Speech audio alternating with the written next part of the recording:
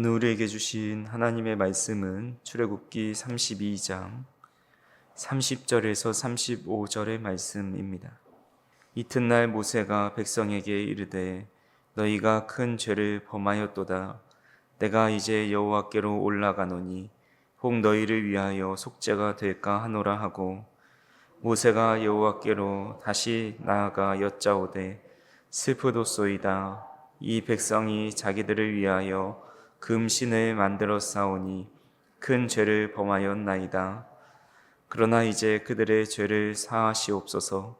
그렇지 아니하시오면 원하건대 주께서 기록하신 책에서 내 이름을 지워버려 주옵소서. 여호와께서 모세에게 이르시되 누구든지 내게 범죄하면 내가 내 책에서 그를 지워버리리라. 이제 가서 내가 내게 말한 곳으로 백성을 인도하라. 내 사자가 내 앞서 가리라. 그러나 내가 보응할 날에는 그들의 죄를 보응하리라. 여호와께서 백성을 치시니 이는 그들이 아론이 만든 바 그 송아지를 만들었음이더라. 아멘. 우리가 성경을 읽다 보면 신약 성경뿐만 아니라 구약 성경에도 하나님에 대한, 예수님의 구속에 대한 그런 이야기가 등장하는 것을 볼 때가 있습니다. 오늘도 예상치 못한 곳에서 예수님을 예언하고 또 예표하는 말씀이 나오는 것을 보게 됩니다. 오늘 우리는 어제 말씀을 통해서 이스라엘의 3천여 명의 사람들이 죽게 되고 여호와께서 그들의 헌신에 복을 내려주길 원한다라는 그런 내용에 대해서 살펴보았습니다. 오늘은 그 다음 날부터 시작됩니다. 이튿날 모세가 일어나서 어제 일을 곰곰이 생각해 보는 거죠. 하루가 지나 다시 생각해 보니 금송아지를 만들고 그 금송아지가 하나님이고 우리를 인도해낸 신이다. 그 앞에서 절하고 축제를 벌이는 것이 아무리 생각해도 매우 큰 죄였습니다. 말도 안 되는 황당한 사건이 어제 일어난 겁니다. 하나님이 나의 기도와 또 레위 백성들의 헌신을 보시고 즉시로 멸하진 않으셨지만 하나님 앞에 범죄한 것을 과연 용서받을 수 있을까라는 생각이 들었던 것 같습니다. 그래서 모세는 이스라엘 백성들에게 30절에 이렇게 말하고 있습니다. 이튿날 모세가 백성에게 이르되 너희가 큰 죄를 범하였도다.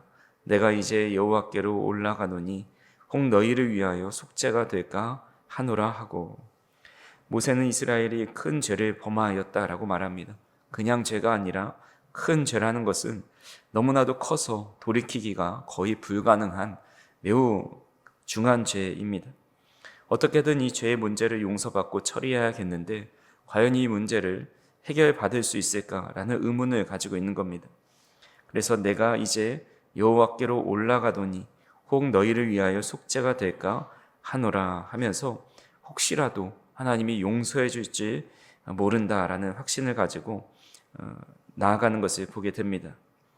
여기서 모세의 위대한 면이 드러납니다. 보통 사람들은 큰 죄를 지은 사람이 있으면 그 사람을 비난하고 비판하기 바쁩니다. 벌떼와 같이 달려들어서 밤낮 비난하며 괴롭힙니다. 당신은 이 세상에 필요 없는 존재이고 이 사회가 이렇게 된 것은 당신과 같은 사람 때문에 이렇게 된 것이다 라고 말하면서 사회뿐만 아니라 교회 안에서도 또 가정 안에서도 어떤 잘못을 저지른 사람을 향해서 맹비난을 하면서 그곳에서 완전히 매장시킵니다. 사실 모세도 할 수 있는 가장 쉽고 편한 처신이라고 한다면 이스라엘 백성들을 비난하는 겁니다. 어떻게 그런 놀라운 기적을 경험하고도 하나님이 가장 싫어하는 우상을 만들고 또 그것을 숭배할 수 있느냐? 그와는 모세와는 전혀 상관없는 사건이었기 때문에 그들을 비난하는 동시에 자신의 거룩함을 드러내고 또 다시는 그들이 반기를 들지 못하도록 완전히 묵사발을 내고 짓밟을 수 있는 상황이었습니다. 하지만 모세는 그런 상황 속에서 이스라엘이 범한 큰 죄를 기도 제목으로 바꾸는 것을 보게 됩니다. 비난받아야 할 큰 죄를 자신의 기도 제목으로 여기고 하나님께 나아갑니다. 우리 또한 너무나도 쉽게 비판하고 다른 사람의 약점을 잘 들여다봅니다. 가까운 사이일수록 더 잘 알고 있기 때문에 상대방의 약점을 찌르고 때로는 비난합니다. 하지만 하나님께서 원하시는 것은 어떤 비난거리가 있을 때에 비판을 멈추고 기도하기를 원하십니다. 비판은 사람을 변화시키지 못하지만 기도는 그 사람뿐만 아니라 기도하는 나 자신까지 변화시킬 수 있습니다.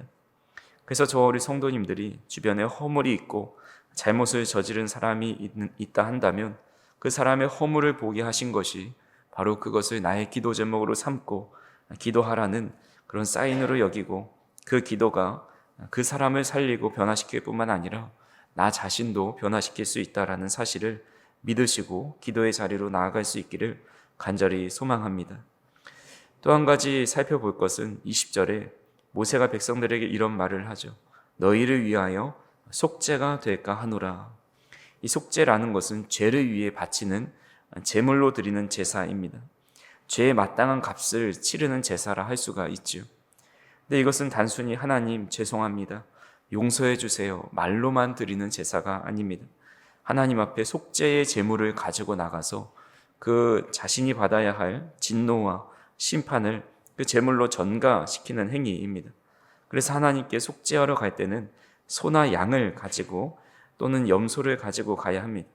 근데 모세는 아무런 제물도 가지고 가지 않습니다. 이것이 무슨 의미입니까?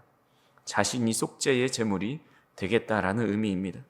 이스라엘 백성들은 모두 우상 숭배의 죄를 범하였습니다.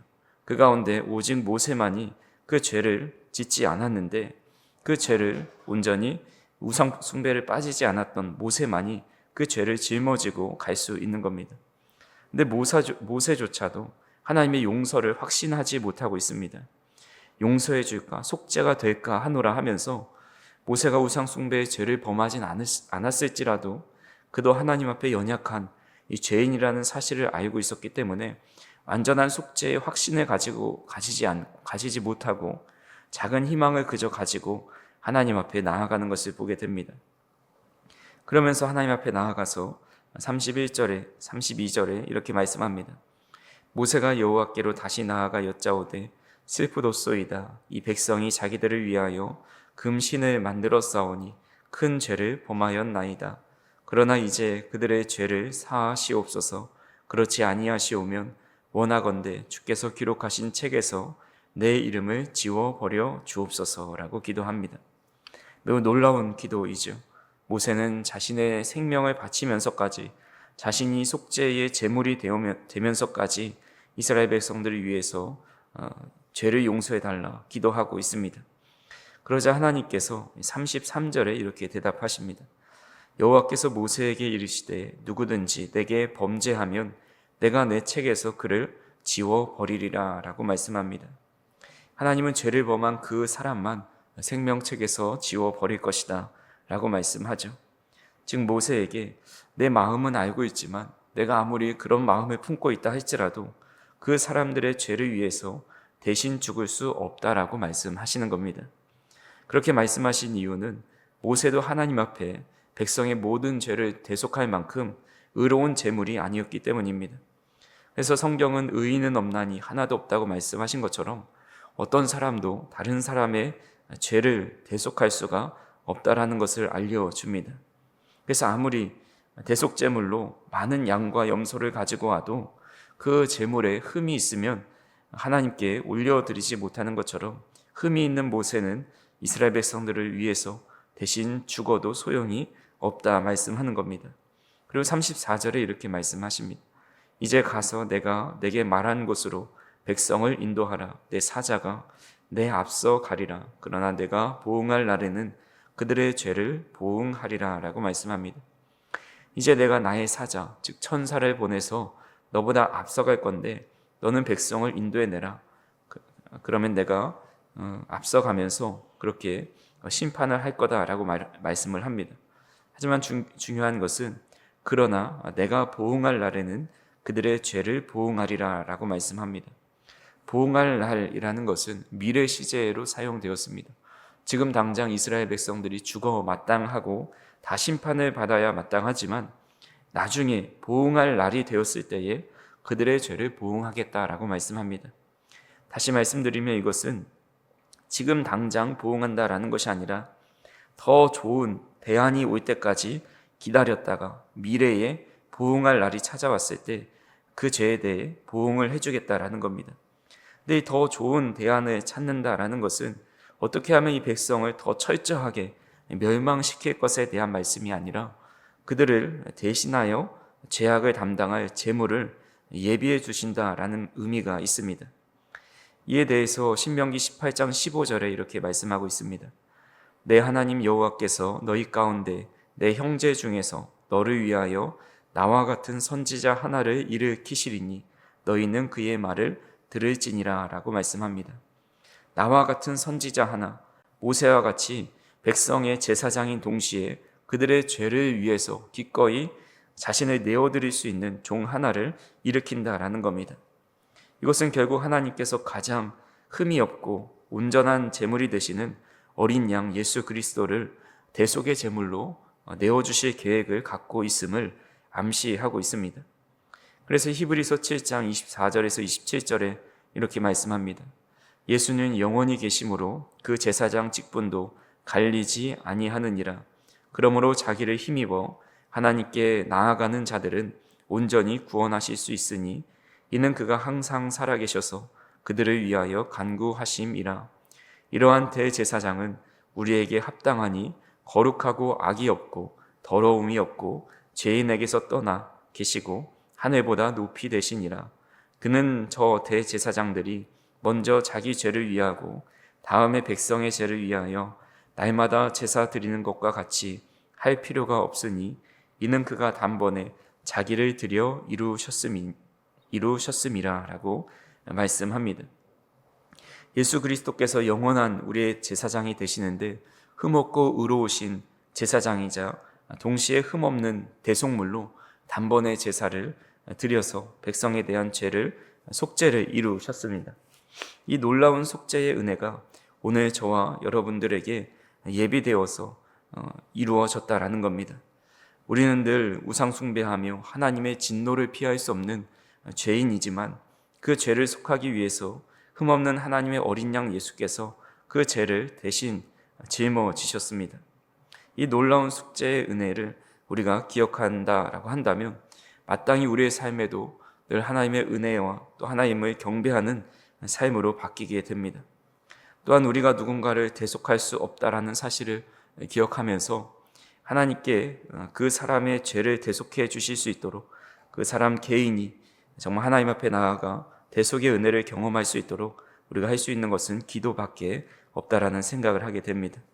그래서 오늘 말씀을 통해서 우리는 두 가지를 놓고 적용하고 기도할 수가 있습니다. 첫 번째로는 누군가의 허물과 또 비판할 것을 보았을 때에 그것을 멈추고 기도의 자리로 나가서 그를 위해 중보하고 또 중보해야 한다라는 것입니다. 그를 위해 중보할 때에 그 안에 변화가 일어나고 또 우리의 삶에 변화가 일어난다라는 사실을 기억해야 할 것이고, 또 하나는 우리의 죄를 대속하실 수 있는 분은 아무리 의로운 제사장, 선지자도 할 수 없고 오직 예수 그리스도만이 가능하다라는 겁니다. 그래서 우리의 죄뿐만 아니라 우리가 우리의 자녀들의 죄, 우리의 남편과 또 아내들의 죄를 절대 대속할 수 없기 때문에 그들이 주님의 전에 나와서 주님 앞에 그 죄를 온전히 1대1로 대속함의 은혜를 받을 수 있도록 우리는 기도하고 주님의 전으로 인도해내는데 힘써야 한다라는 것입니다. 우리는 그들을 위해서 기도하지만 궁극적으로 그들의 죄를 대신 죽어줄 수 없다라는 사실을 기억하면서 늘 우리 주변에 있는 사람들을 주님 전으로 인도해서 하나님의 대속의 은혜를 받을 수 있도록 인도해달라고 우리의 전도 대상자와 우리 주변의 사람들을 위해 기도하고 또 한 생명을 살려내는 귀한 저와 우리 성도님들이 되기를 간절히 소망합니다. 오늘도 우리의 삶을 통해서 주변의 사람들이 변화되고 대속의 은혜를 경험할 수 있기를 간절히 소망합니다. 기도하시겠습니다. 사랑과 은혜가 풍성하신 하나님 아버지, 주님의 크신 은혜에 참으로 감사를 드립니다.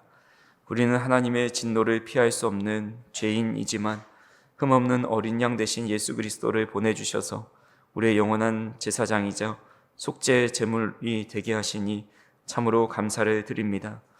하나님, 우리는 연약하고 부족하기에 우리 스스로의 죄뿐만 아니라 주변의 가족들의 죄를 대속할 수 없사오니 하나님께서 그들의 마음을 돌이키사 주님 앞에 나오게 하여 주시고 하나님의 십자가의 놀라운 은혜와 대속의 은혜를 깊이 경험할 수 있도록 인도하여 주시옵소서.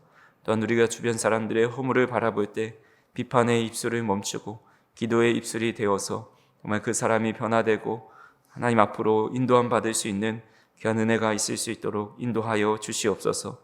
오늘도 우리의 모든 에너지가 주님을 향할 수 있도록 인도하여 주셔서 기도하는 자리, 또 말씀 보는 자리, 하나님의 뜻대로 사랑과 또 복음을 전하는 자리로 나아갈 수 있도록 인도하여 주시고 그런 일들을 잘 감당할 수 있도록 크신 힘과 능력으로 함께하여 주시옵소서.